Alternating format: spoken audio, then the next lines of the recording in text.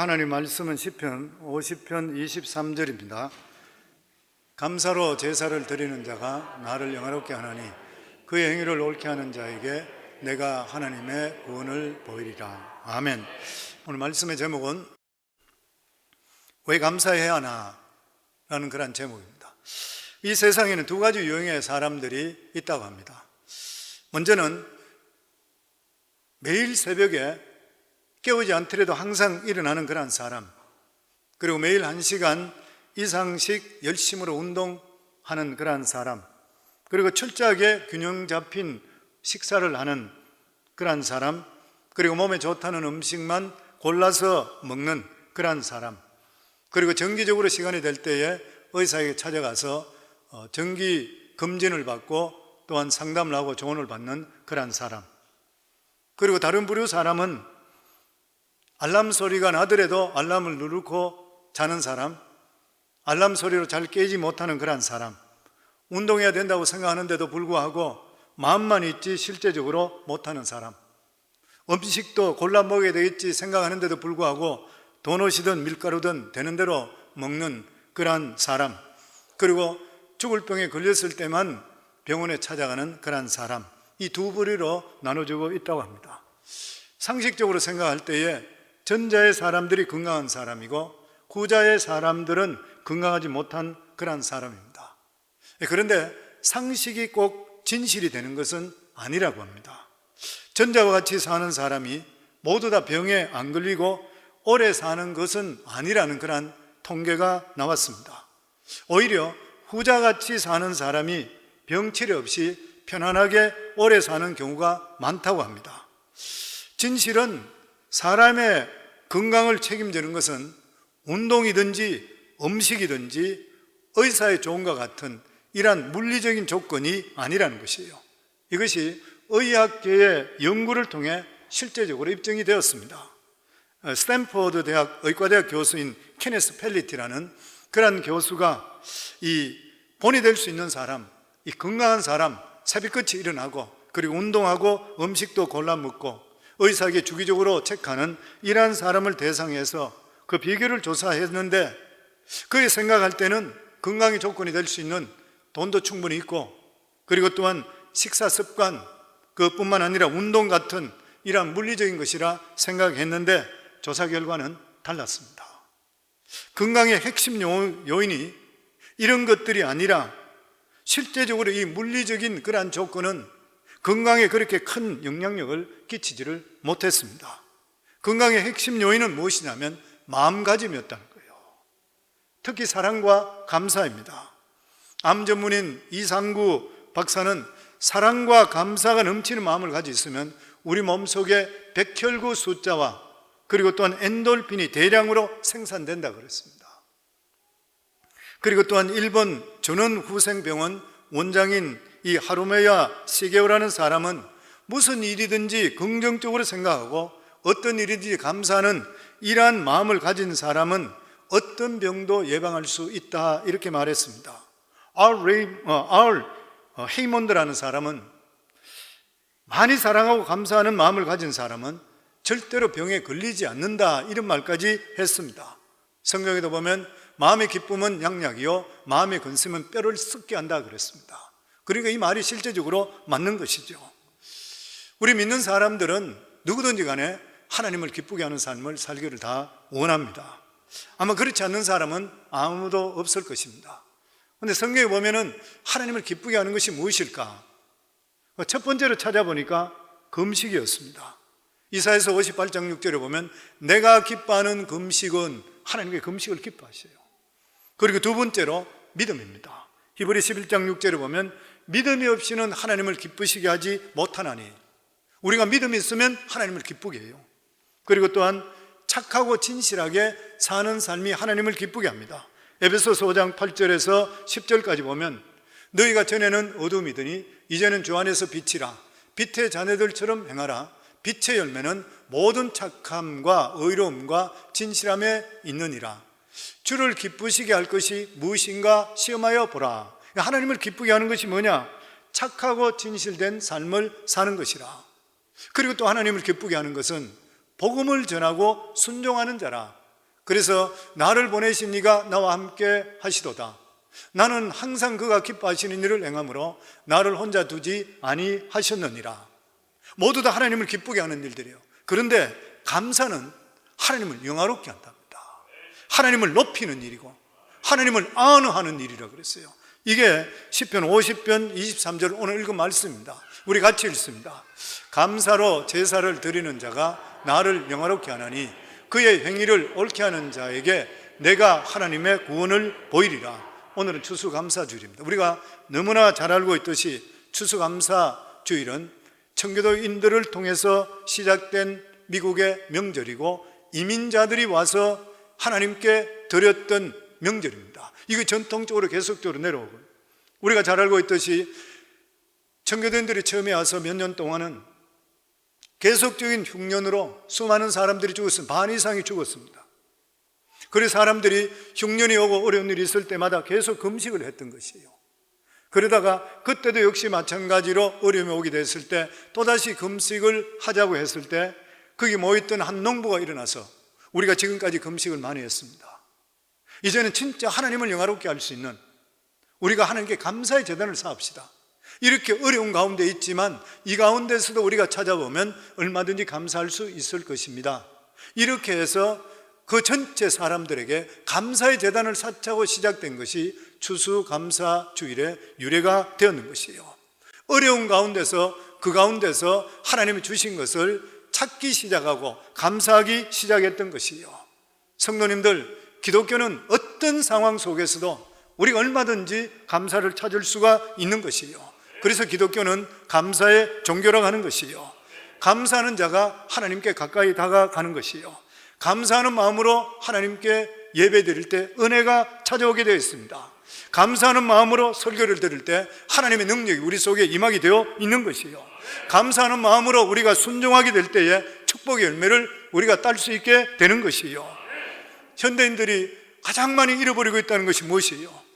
대표적인 것이 감사의 정신입니다. 감사할 줄 모르는 행동, 무정하고 몰인정하고 비인간적인 것은 없습니다. 인간들 중에서 가장 가슴 아픈 게 뭐예요? 사람을 배반하고 받았던 은혜를 잊고 사는 것이잖아요. 그런데 이게 말세의 징조래요. 사도 바울은 로마서 1장 21절에 보면 하나님을 알되 하나님으로 영화롭게 아니하며 감사치도 아니하고 오히려 그 생각이 허망해지며 미련한 마음이 어두워지며 하나님을 영화롭게도 하지 않고 감사치도 아니하고, 말세가 이렇다는 거예요. 디모데 3장 2절에 보면 말세의 사람들은 자기를 사랑하며, 정말 이 말씀 얼마나 많은지 몰라요. 주위를 생각 안 하고 자기만 사랑해. 돈을 사랑해. 예수 믿는다 하는데도 불구하고 돈 그러고 사는 사람이 얼마나 많이 있는지 몰라요. 보면 돈을 사랑하고 자긍하고 교만하고 회방하고 엉뚱한 소리 잘하고 남을 비판하고 가십하고 부모를 거역하고 부모에게 감사하지 않는 거예요. 감사치 아니하고 거룩하게 살지 않고 세속적으로 살고, 말세의 증거가 감사가 없어지는 것이에요.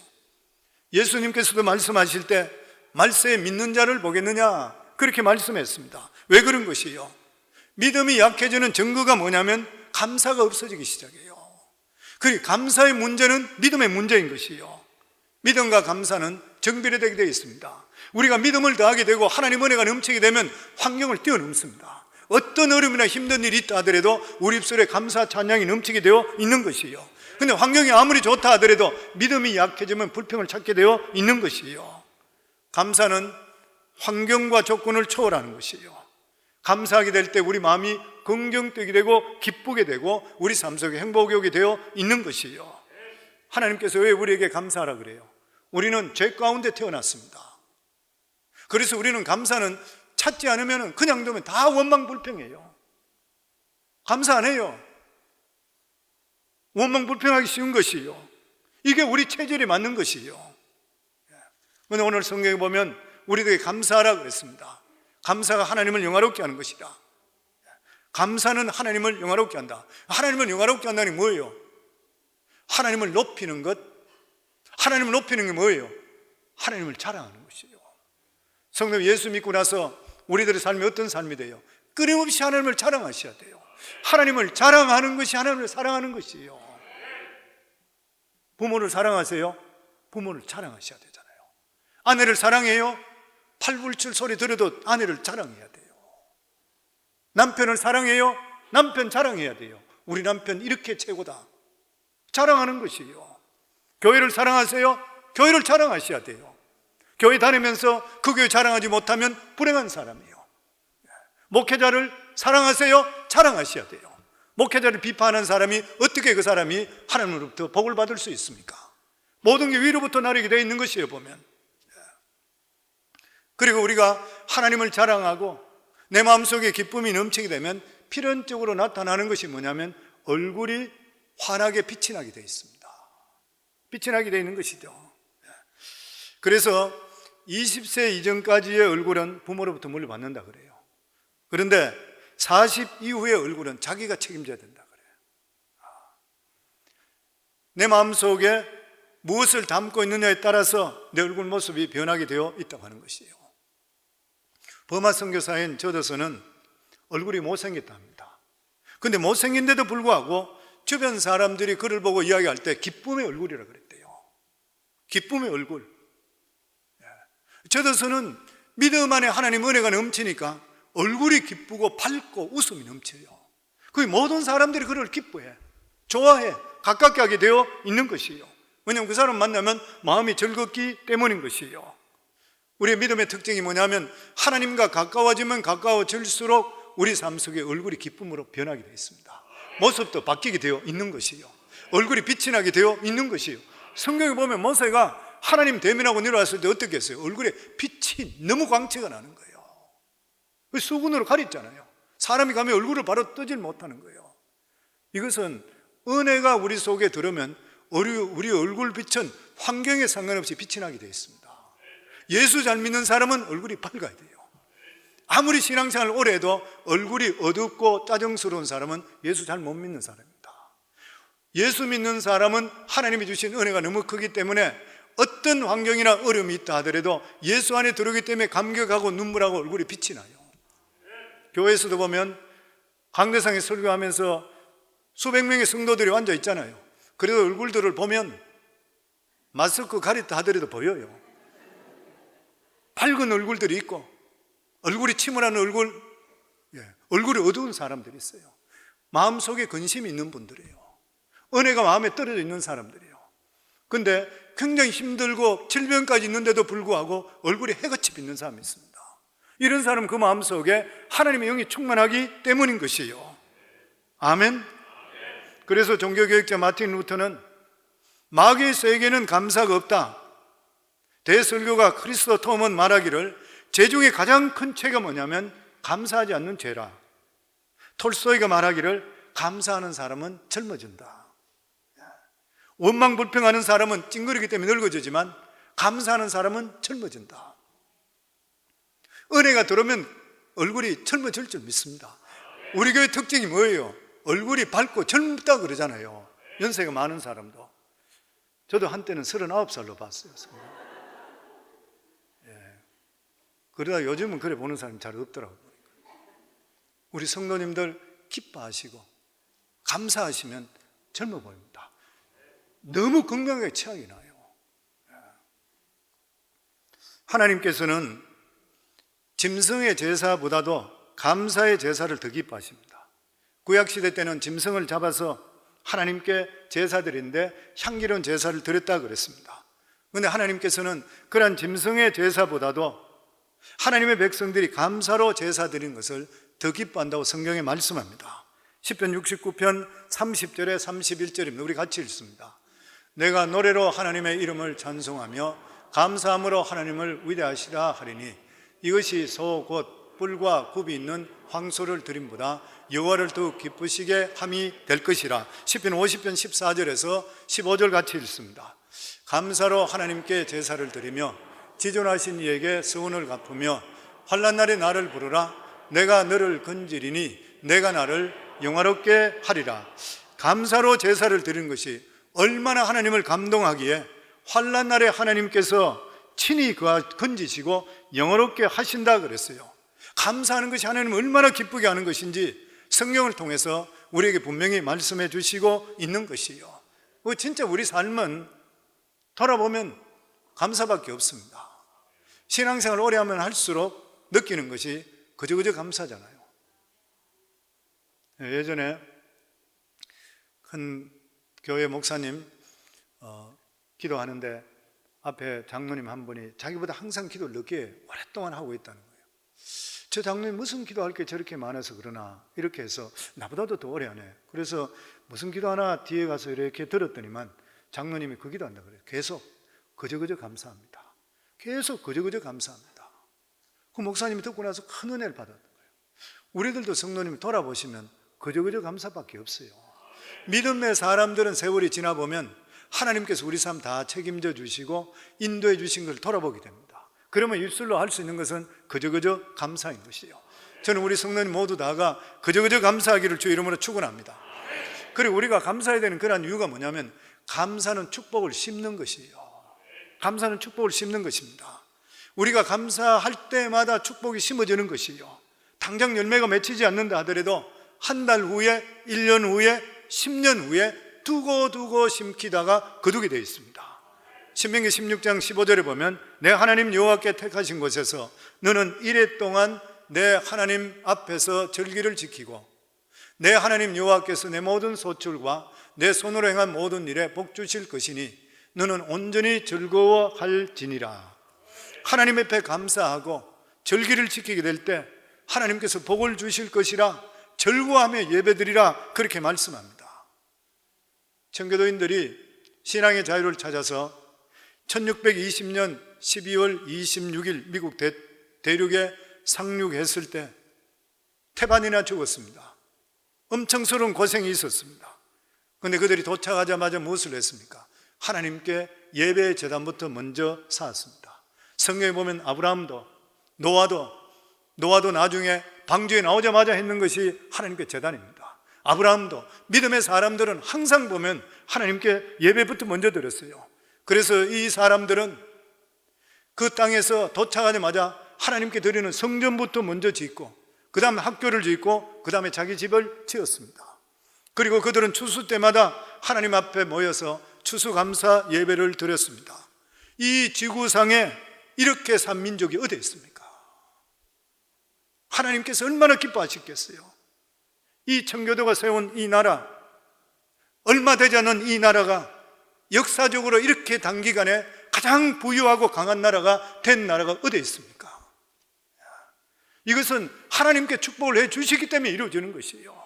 우리가 믿음이 있다는 것이 얼마나 기쁜 일이고 얼마나 감사한 일인지 몰라요. 늘 말씀드린 대로 우리가 별 볼 일 없고 힘도 없고 이런 사람이라 하더라도 우리도 믿음 한번 바로 가지게 될 때는 우리의 살아가는 삶에 하나님의 복이 얼마든지 단축될 수가 있다고 하는 것이에요.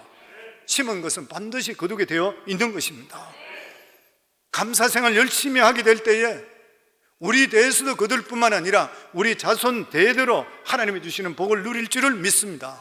성경의 법칙은 10년대로 거두게 되어 있습니다. 갈라디아서 6장 7절에서 8절 말씀입니다. 같이 읽습니다. 스스로 속이지 말라. 하나님은 업신여김을 받지 아니하시나니 사람이 무엇으로 심든지 그대로 거두리라. 자기의 육체를 위하여 심는 자는 육체로부터 썩어질 것을 거두고 성령을 위하여 심는 자는 성령으로부터 영생을 거두리라. 하나님은 누구에게든지 심는 대로 거두는 추수의 이란 원칙이 적용됩니다. 콩을 심으면 콩나게 되어 있고 팥을 심으면 팥을 거두게 되어 있습니다. 주님 말씀하신 대로 가시나무에서 포도 열매를 그리고 은근퀴에서 무화과나무는 절대로 거둘 수가 없는 것이 원칙인 것이요. 이 원칙이 영적인 것, 도덕적인 것 그대로 적용되는 것이요. 육체로 심는 자, 땅의 끝 바라보고 세상적인 것, 정욕적으로 심는 자는 썩을 것을 거둔다, 멸망한다는 것이죠. 남는 것이 없다는 것이요. 성령으로 심는 자는 영생을 거둔다 그랬습니다. 성령으로 심는 것이 무엇인 것입니까? 말씀을 심령 속에 심게 될 때 성령을 심는 것이요. 하나님 말씀이 들어오게 될 때는 반드시 그 사람은 변하게 되어 있고 하나님의 은혜와 축복과 복이 내리게 되어 있는 것이요. 우리 인간은 농부와 똑같은 것입니다. 매일매일 씨를 뿌리는 것이요. 우리가 살아가면서 생각의 씨를 뿌립니다. 긍정적인 생각, 부정적인 생각, 폐쇄적인 생각, 씨앗을 계속 뿌리는 것이요. 말도 씨앗인 것이요. 믿음의 말, 살리는 말, 아니면 죽이는 말, 나쁜 말 심는 것이요. 행하는 것도 씨앗인 것입니다. 행동도 마찬가지인 것입니다. 우리가 무엇을 심느냐에 따라서 반드시 심은 대로 거두게 되어 있는 것이요. 신앙생활도 심는 것이요. 힘든데도 불구하고 하나님께 나와서 예배드리고, 힘든데도 불구하고 하나님께 드리고, 그리고 일어나기 힘든데도 불구하고 기도의 재단을 쌓는 성도들 심는 것이잖아요. 하나님은 안고 일었음을 다 하시는 하나님께서 심고 거두는 거 왜 모르시겠습니까? 그리고 현재 심는 것을 미래에 거두게 되어 있습니다. 젊어서 심은 것 늙어서 반드시 거두게 되어 있습니다. 조상들이 심은 것 자손이 거두게 되어 있어요. 금세에 심은 것 내세에 거두게 되어 있는 것이요. 우리는 이 원칙을 알고 나서 살아가는 삶의 신앙생활, 말, 행동 정말 우리를 돌아볼 수 있어야 되는 것이요. 그리고 우리가 감사하면은 마음이 긍정적이 되고 기쁨과 행복이 오게 되어 있는 것이요. 감사할 때 마음이 밝아지고 환한 태양이 우리 속에 떠오르게 되고, 그리고 우리가 행복하게 되었어요. 자꾸 감사하면 자꾸 행복해져요. 우리 삶에 부부간에 감사하기 바랍니다. 우리가 예수 잘 믿는 거 가장 중요하죠. 두 번째로 중요한 게 뭐예요? 가정이잖아요. 그리고 가정에 허락하신 배우자들 얼마나 귀해요. 그리고 같은 성도 간의 교제 얼마나 감사해요. 같이 예배당에 앉아 예배드리고 목장에서 같이 모이고. 그런데 무관심할 때 너무 많이 있습니다. 특별히 부부간에 오랫동안 살다 보면 서로 간에 감사를 잊어버려요. 당연한 것 생각할 때가 너무나 많이 있어요. 이 세상에 가장 잘못된 것이 뭐냐면 당연한 것이라 생각해. 우리 삶에 무엇이든지 특별한 걸 생각할 수가 있어야 돼요. 남편이 조그마한 일을 하더라도 아내가 감사할 수 있어야 돼요. 아내가 조그마한 일을 하더라도 역시 마찬가지로 감사할 수 있어야 되는 것이요. 그러면 그 가정은 행복하게 되어 있습니다. 밝은 빛이 들어오게 되어 있는 것이요. 이웃 간에도 조그마한 일을 하더라도 감사할 수 있어야 되는 것이요. 에베소서 5장 4절 말씀에 보면 누추함과 어리석은 말이나 희롱의 말이 마땅치 아니하니 오히려 감사하는 말을 하라. 사람들에게 엉뚱한 소리 하지 말라는 것이요. 가식적인 말을 하지 말라는 것이죠. 진실하고 믿음의 말을 해주라. 그리고 감사하는 말을 하라. 그 말씀인 것이요. 몇 년 전에 한국의 40대 우울증 환자에 대한 대상으로 그 증상과 원인에 대해서 조사한 적이 있는데 여자가 남자보다 3배나 많았다고 합니다. 그 우울증의 가장 큰 원인이 뭐냐면 부부 간의 싸움이었었고 그 다음은 고부 간의 갈등이었습니다. 성경에 남편들에게 아내에게 뭐라고 그랬습니까? 남편들은 아내를 사랑하기를 주님께서 교회를 사랑하신 같이 하라 그랬습니다. 남편들아 아내 사랑하기를 그리스도께서 교회를 사랑하시고 그 교회를 위하여 자신을 주심같이 하라. 예수님께서 교회를 주시는 것은 자기 생명을 주시는 그러한 사랑이기 때문에 교회는 예수님의 핏값으로 사셨다 그랬습니다. 그래서 지난번 말씀드렸듯이 남편이 아내에게 주는 그 사랑은 아가페 사랑이라 그랬죠. 예수님의 주신 사랑이 아가페 사랑이기 때문인 것이요. 교회가 완벽해서 예수님이 사랑했는가요? 아닙니다. 교회는 문제가 많아요. 어느 교회든지 이 세상에 문제없는 교회는 아무도 없습니다. 다 문제들이 있어요. 근데 에베소서 5장 20절에 보면 이는 곧 물로 씻어 말씀으로 깨끗하게 하사 거룩하게 하시고, 더러우니까 주님께서 물로 씻은 것이요. 그리고 주님께 깨끗하게 해주시는 것이요. 그리고 에베소서 5장 27절에 보면 자기 앞에 영광스러운 교회로 세우사 티나 주름 잡힌 것이나 이런 것이 없이. 그리고 교회는 어때요? 티가 있고 주름이 있다는 것이에요. 그런데 하나님께서 거룩하게 하시고 흠이 없게 하신다는 것이에요. 예수님이 그렇게 하신다는 것이에요. 부부간에 마찬가지입니다. 아내들이 흠이 없어요? 완전한 사람이 있어요? 아무도 없어요. 남편의 사랑으로, 남편의 돌봄으로 그것을 덮어주고 흠이 없게 만드는 것이에요. 이 요셉이라는 사람이 썼는 결혼을 배우다는 책에 보면 이런 말이 있습니다. 그는 결혼하고 나서 아내는 돕는 배필이기 때문에 자기를 위해서 있다 이렇게 생각했습니다. 어느 날 기도하는 가운데서 성령께서 자기에게 이런 마음을 주었습니다. 네 아내를 사랑하고 사랑해 줄 사람을 내가 찾다가 가장 사랑해 줄 사람을 찾은 것이 바로 너다. 그래서 너희 아내가 너에게 온 것이라. 깜짝 놀라게 됩니다. 자기는 지금까지 생각할 때에 아내는 자기를 위해 존재한다고 믿었었는데 이것이 착각이었다는 것이요, 하나님께서는 그 아내를 사랑해 줄 사람을 찾은 것이 자기였다는 것이요, 이것을 깨닫고 나서 그의 결혼 생활은 완전히 바뀌었습니다. 어느 목사님이 말을 하기를 자기 아내와 싸우면은 항상 자기가 이긴다 그래요. 그러니까 남자들이 전부 듣고 있다가 부러워서 목사님 어떤 방법이 있습니까? 이렇게 물어보니까 목사님 하시는 말씀이 지는 것이 이기는 것입니다. 그래서 모두 다 웃었다 그렇게 이야기해요. 어느 아내가 남편에게 이렇게 묻습니다.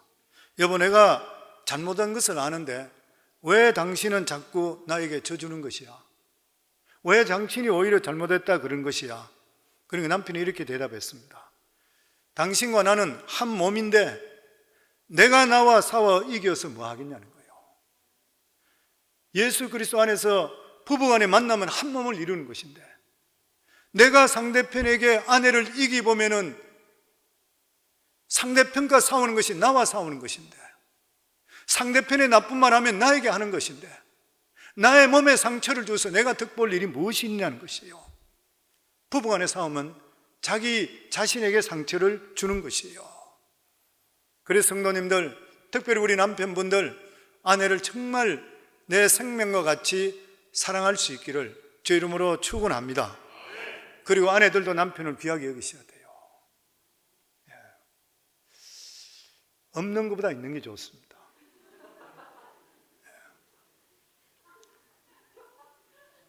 남편하고 살면서 나이가 들면서 이 웬수야 이런 이야기를 하잖아요. 부딪힐 때도 많이 있고, 우리 잘 아는 이야기잖아요. 캘리포니아의 주에서 한 주부가 남편을 팔겠다는 이색 광고를 해서 실제로 화제가 된 적이 있었다 그러죠. 왜냐하면 주말만 되면 남편은 집에 있지 않고 사냥 나가고 골프 치러 가고 낚시하러 나가고, 그래서 불만이 점점 쌓이다가 부인이 드디어 결정했습니다. 이 남편 팔아야 되겠다. 그리고 신문에 광고에다가 남편을 판다. 근데 이 남편을 사가는 사람에게 덤으로 사냥총도 주고 골프채도 주고 사냥개도 같이 딸려 보내준다. 근데 이 광고를 보고 나서 60여 통의 편지와 전화가 실제로 왔대요. 근데 그 중에서 남편을 구입하겠다는 사람은 한 사람도 없었대. 근데 전화나 그리고 편지로 하는 말이, 남편이 살아있는 것을 다행으로 생각해라. 당신 남편 죽고 나면 얼마나 외로운지 아나. 사냥 가고 골프하고 이래치는 남편이라도 있는 것을 감사해라. 나는 내 남편 죽고 나니까 내가 얼마나 지금 외로운지 모른다. 또한 과부가 전화해서 말하기를, 골프 치고 사냥하는 거 약가다. 바람 피워봐라. 보통 문제가 아니다. 또한 주부가 전화하기를, 나는 남편과 헤어지고 나서부터 혼자 애를 키우는데 너무 힘들다. 애들이 말을 듣지 않는 것이라. 집에 남편 이름이라도 있고 그림자만 있다 하더라도 아이를 키우기가 좋을 것인데 애들이 말을 듣지 않으니까 너무 힘들다. 남편 이름이라도 걸쳐놓으면 좋겠다. 성도는 남편이 끄죽대기만 있어도 얼마나 귀한지 몰라요. 많은 사람들이 현재 생활 속에 불평하고 원망할 조건을 찾고 있지만, 감사하는 마음을 가지고 찾아보면 감사할 것이 너무 많습니다. 우리 성관계 여성도들은 남편 팔겠다고 광고하지 않기를 바랍니다. 아무리 나쁜 남편도 충성스러운 자녀보다 낫습니다. 옛날 말에 그런 말이 있지요. 악한 처도 자식보다 낫다. 나쁜 거 바라보지 마시고 좋은 것 바라보시는, 그래서 행복한 가정 이루기를 주 이름으로 축원합니다. 아리스토텔레스는 이런 말을 했습니다. 행복은 감사하는 사람의 것이다. 부부간에 서로 감사하면 우울증이 안 걸릴 것인데, 원망하고 자꾸 무시하게 되니까 우울증이 걸리는 것이에요. 존 밀러는 이런 말을 했습니다. 사람이 얼마나 행복한가는 그의 감사의 깊이에 달려있다.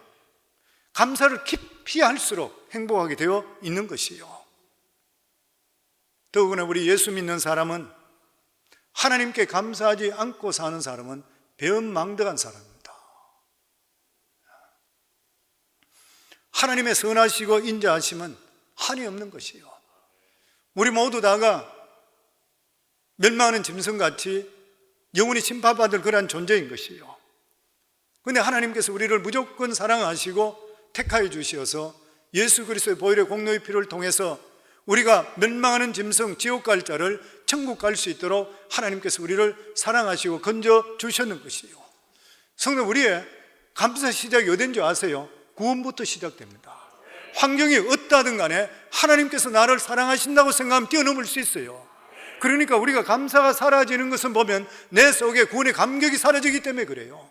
진짜 하나님께서 나를 택하신 것 믿으시고 은혜 속에 살고 내 인생이 바뀌었다고 하는 것을 내가 생각하면 내 입술을 어찌 감사하지 않을 수가 있습니까? 자다가도 계속 감사하셔야 돼요. 우리 같은 자를 택해 주신 것만 하더라도. 어제는 텍사스에 있는 저희 며느리가 페이스타임으로 이제 저한테 전화가 왔습니다. 잠깐 이렇게 이야기를 하다가 아버님 얼굴이 피곤해 보이는데 몸이 안 좋으세요? 그러길래 아니 괜찮다, 그냥 괜찮다, 설교하고 있는 준비 중이다. 그런데 조금 있으니까 아들 데이빗 목사한테 전화가 왔어요. 피곤해 보이신다는데 나한테 왜 몸이 안 좋냐 그러더라고. 아니 내가 설교 준비해서 그렇다고 했는데 괜찮다 내가. 그러면서 내가 너는 뭐하니? 그러니까 나보고 하는 말이, 목사가 지금 이 시간에 뭘 하고 있겠어요? 자기도 설교 준비하고 있다는 거예요. 그래서 내가 그래, 매번 설교하는 게 힘든 일이지, 그래 내가 이해한다. 그러니까 자기가 하는 말이, 아들과 아버지를 떠나서 시니어 패스트끼리 서로 마음이 통하는구나. 그런 이야기예요. 자기들 이야기가, 자기 이야기가. 그래서 내가 그런 이야기 했어요. 나는 준비할 때는 참 힘든다. 이 설교 그만 준비했으면 좋겠다는 생각을 많이 한다. 너무 힘들 때가 많다. 그럼에도 불구하고 설교할 때와 설교 말씀을 듣고 우리 교회 성도들이 변화되는 그 모습을 보면 너무너무 기쁘다. 세상과 무언가 비교할 수 없는 것이다. 그리고 이 세상에 우리 같은 자, 나 같은 자, 또 너 같은 자도 마찬가지고, 어떻게 우리 같은 인간이 거룩하신 하나님의 살아계신 말씀을 대언할 수 있겠냐? 이 이상 더 귀한 축복이 세상에 어디 있나? 억만장자가 된다 하더라도 하나님 말씀 대언할 수 있겠나? 하나님 부르시지 않으면 얼마나 귀한 일이냐? 목숨을 다할 때까지 할 수 있을 때 우리가 최선을 다하는 게 우리의 기쁨이지 않느냐? 그러니까 저희 아들이 아멘, 아버지 말씀 맞습니다. 그래 우리 기쁘게 말씀 전하자. 그리고 제가 축복기도 같이 했습니다. 성도, 우리가 예수 안에 믿음 안에, 우리가 예수 모른다면 왜 이 자리에 나와 있어요? 우리가 예수 모른다면 피땀 흘려가 하나님 드린 돈 10의 1조 감사헌금, 어떤 분들은 그냥 있는 재산 어떻게 하나님께 드릴 수가 있어요? 하나님이 살아계시지 않으면, 하나님께 받은 은혜가 없다면 우리가 어떻게 할 수가 있는 것이에요? 그러니까 우리 삶에 항상 돌아볼 때에 하나님께 받은 은혜가 내가 얼마나 크냐에 따라서 감사는 반드시 비례되게 되어 있습니다. 우리 삶 속에 감사가 사라진다 그러면 내가 하나님께 받은 은혜에 대해서 내 마음이 어떤지 돌아보시면 돼요. 우리 삶이, 예수 믿는 사람이 감사하지 않는다 그러면 믿음이 없는 사람이요, 원망과 불평하는 사람은 믿음을 잃어버린 사람이요. 어떻게 되어도 우리는 감사할 수 있어야 되는 것이에요. 제2차 세계대전, 그리고 가장 긴 밤을 집필했던 코넬리어스 라이언이라는 사람이 있습니다. 이 사람은 암 선교를 받고 나서 5년 동안 투병하다가 결국 세상을 떠났습니다. 그런데 그는 투병 중에 매일 아침마다 감격스러운 소리로 하나님 오늘도 저에게 이렇게 좋은 날을 주심을 감사합니다, 이렇게 기도해요. 하루는 아내가 남편에게 그렇게 묻습니다. 당신 지금 몸이 상태가 그런데 불구하고 뭐가 그렇게 감사해요? 그렇게 이야기했을 때 나는 새 날을 맞이할 때마다 5가지 기쁨이 넘친다 그랬어요. 첫 번째는 사랑하는 당신을 보고 있기 때문에, 내가 당신을 깨어나서 얼굴을 보고 있기 때문에, 그리고 두 번째가 사랑하는 가족의 음성을 내가 들을 수 있기 때문에, 세 번째가 내가 병에 눕기 전에 내가 하고 싶은 작품을 모두 다 탈고했기 때문에 감사하고, 그리고 네 번째가 하나님께서 나에게 이 병마 통증을 이길 수 있는 힘을 주시기 때문에 감사하고, 그리고 다섯 번째 마지막으로 감사한 것은 주님께서 나와 함께 한다는 걸 내가 알기 때문에 감사하다 그랬어요. 위대한 믿음의 사람은 죽음 앞에서 빛을 발합니다. 위대한 믿음의 사람은 환난 가운데서 빛을 발하게 되어 있어요. 믿음의 사람들은 환경을 뛰어넘는 역사가 우리 속에 임하게 되어 있는 것이고, 어려움 속에서 신앙의 진리가 나타나게 되어 있어요. 우리가 좋을 때 신앙 나쁜 사람 누가 있으면 다 좋아 보여요. 다 감사해요. 근데 정말 우리 가운데 어려움하고 힘든 일이 있고 죽음을 바라보는 그런 일이 있을 때도 우리가 감사하는가요? 여기에 지금 감사, 신앙이 나타나게 되어 있는 것이요. 사도 바울도 성경 고린도후서에 보면 죽음과 부활에 대한 말씀이 나옵니다. 고린도후서에 대한 그 말씀이 나오는데, 거기 보면 이런 말씀이 있습니다. 이 형제들아, 하나님께서 마게도냐 교회에 주신 은혜를 우리가 너에게 알길 원하노니, 그러면서 고린도후서 8장 2절 말씀입니다. 우리 같이 한번 읽겠습니다. 환난의 많은 시련 가운데서 그들의 넘치는 기쁨과 극심한 가난이 그들의 풍성한 연보를 넘치게 하게 하였느니라. 사도 바울이 마게도냐 교회를 통해서 연보를 가지고 가난하고 힘든 다른 교회, 예루살렘 교회나 극심한 어려움을 당하고 있는 교회에 도움을 주는 것이에요. 그러면서 했는 말이 뭐냐면, 여기 보면 그들이 이렇게 연보를 했는 것이 편할 때가 아니라는 것이에요.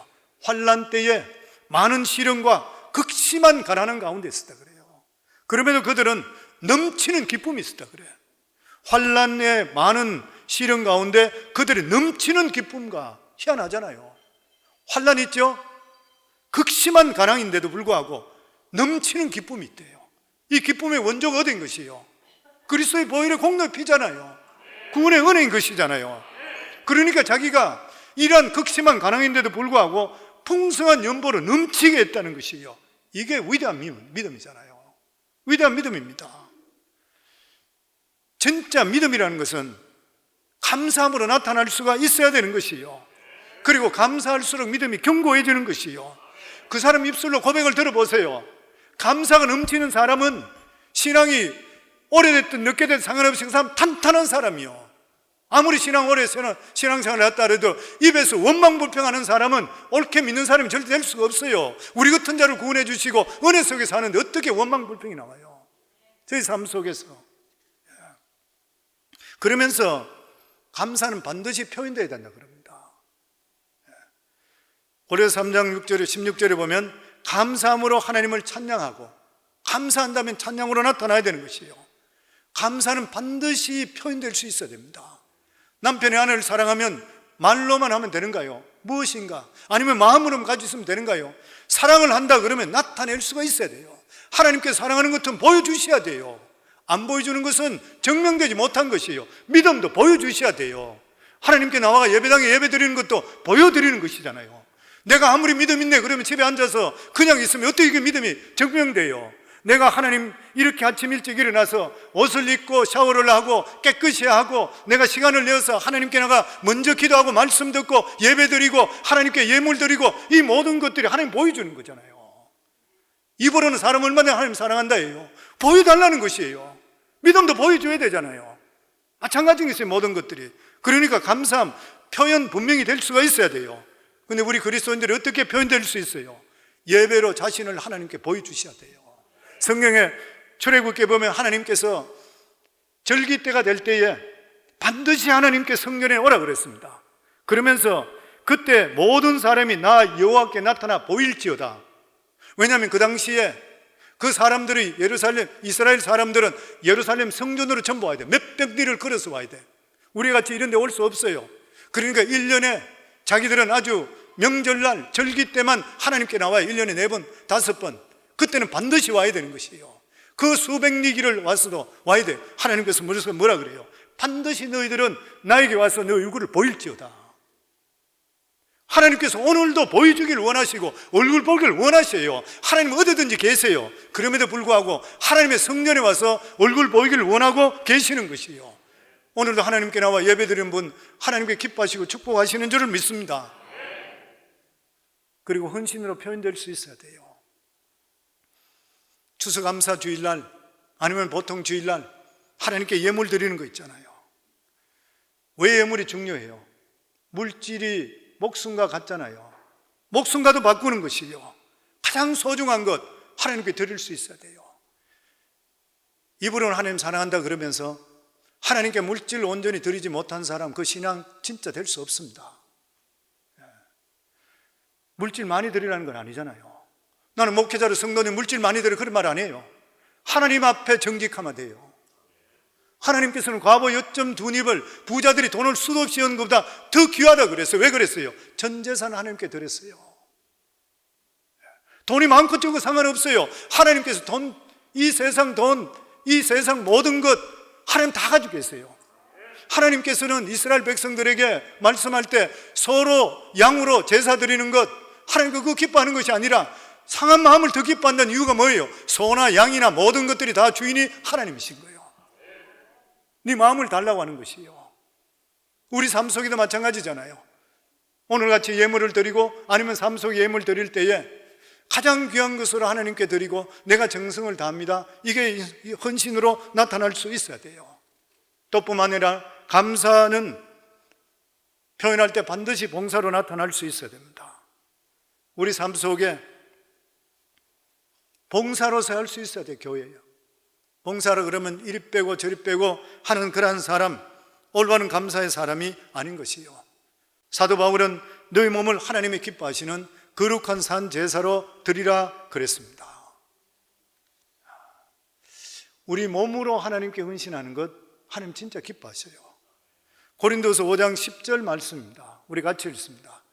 이는 우리가 다 반드시 그리스도의 심판대 앞에 나타나게 되어 각각 선악간에 그의 몸으로 행한 것을 따라 받으려 함이라. 고린도 후서, 여기 말씀에 보면 우리 그리스도인들은 심판대 앞에 반드시 서서 반드시 우리 사는 것이 어떻게 사는데 심판을 받는다 그랬습니다. 물론 하나님 백성은 영원한 지옥에 대한 심판은 받지를 않습니다. 그러나 이 세상을 어떻게 살았는지에 대해 심판을 받습니다.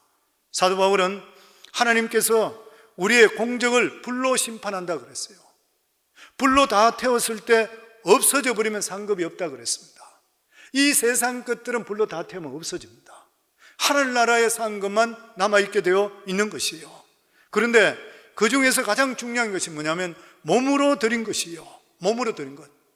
천사들이 가장 부러워한 것이 무엇인지 아십니까? 우리가 몸을 가지고 있다는 것이에요. 천사들은 몸이 없습니다. 몸으로 섬길 수 있는 게 얼마나 귀한지 몰라요. 교회는 집사라 그러는 것이 뭐냐면 몸으로 섬기는 직책이에요. 그런 의미라면 모든 목회자를 통해 다 합쳐서 우리 다 집사예요. 다 섬기는 것이에요. 성경에 보면 가르치는 것을 좋아하지 말라 그랬습니다. 왜 그런 것이에요? 가르치는 대로 살기가 힘들기 때문에. 하나님께서 가르친 대로 너는 왜 살지 못하느냐는. 목회자인데 가장 문제가 뭐예요? 설교대로 못 살기 때문에 그래요. 저도 강단에 설교하는데 가장 하나님께 두려운 것이 설교하는 만큼 내가 못 살 때 하나님께 두려워요. 가르치는 데 똑같잖아요. 근데 성경 말씀에 보면 몸으로 하래요. 몸으로 하는 것, 몸으로 하는 것이든지 물질로 하는 것이든지 재능으로 하는 것, 이런 것들 하나님께 최고로 좋다 그렇게 말씀하고 있는 것이에요.